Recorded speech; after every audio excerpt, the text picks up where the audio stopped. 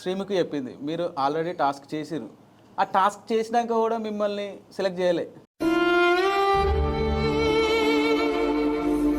ఇగో ఈ పాట పాడినందుకు నాది పాపం అయింది. నవదీపు డ్రగ్స్ దందా చేసి పోలీస్ స్టేషన్ల చుట్టూ కుక్క తిరిగినట్టు తిరిగిండు. ఇప్పుడు బిగ్ బాస్లో ఉన్న వాళ్ళంతా 25 నుంచి 30 సంవత్సరాలు అట్లా.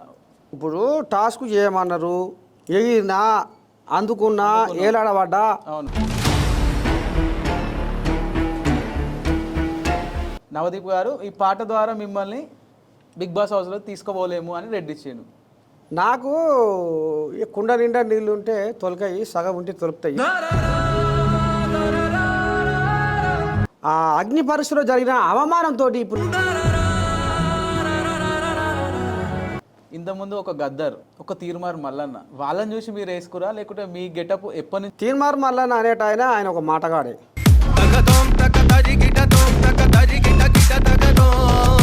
కేసీఆర్ కూడా మీకు కాల్ చేసి పిలిచిండని బయట అనుకుంటారు, నిజమేనా? చౌటుప్పల్లో ఆరగూడెంలో 30 గుంటల భూమి ఆక్రమిస్తే అక్కడ ఉన్న సంబంధిత అధికారులు ఎవరైతే ఇరిగేషన్ డిపార్ట్మెంట్ వాళ్ళు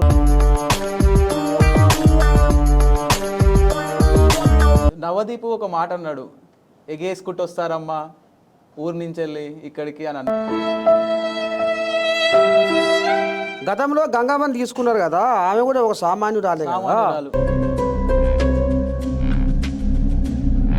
బిగ్ బాస్ కావాల్సింది ఏంది?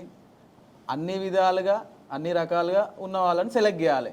అంటే అందులో ఏమైనా రాజకీయం జరిగిందంటారా? నవదీప్ గారు వచ్చేసి మీకు ఈ స్టేజ్ కరెక్ట్ కాదు అంటే తెలుగును అవమానపరిచినట్టేగా. బట్ బిందు మాదిరి వచ్చేసి మిమ్మల్ని మీరు ఈ హౌస్కు ఒదుగరేమో తాత అన్నారు. డ్రగ్స్ దందా చేసి పోలీస్ స్టేషన్ల చుట్టూ తిరిగిన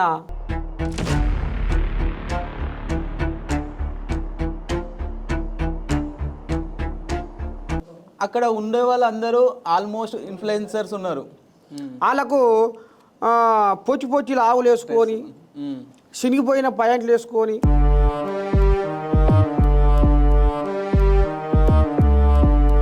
అగ్ని పరీక్ష పోలేకపోయారు. అక్కడ వరకు వెళ్ళి రిటర్న్ అయ్యారు. అగ్ని పరీక్ష దాకా పోయినా కానీ లోపలికి పోతున్నందుకు నాకు ముళ్ళ కంచి చేసారు.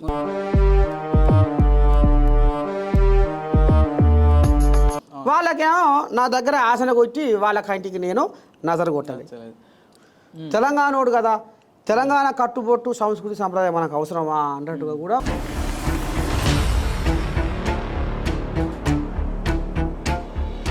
నాకు తెలిసి 3 నిమిషాలు అనుకుంటా మీరు పర్ఫార్మెన్స్ చేసింది. ఆట ఆడుడు గాను ఆట ఆడిద్దు. ఎట్లా ఏంది ఏం కథ అంటే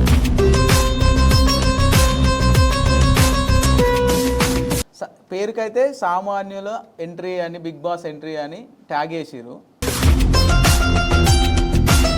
అంటే ఒక సామాన్యుని తీసుకుంటే టీఆర్పీ తగ్గిపోతుంది, ఫాలోవర్స్ ఉంటే టీఆర్పీ ఎక్కువ వస్తుంది, వాళ్ళనే తీసుకుంటారు.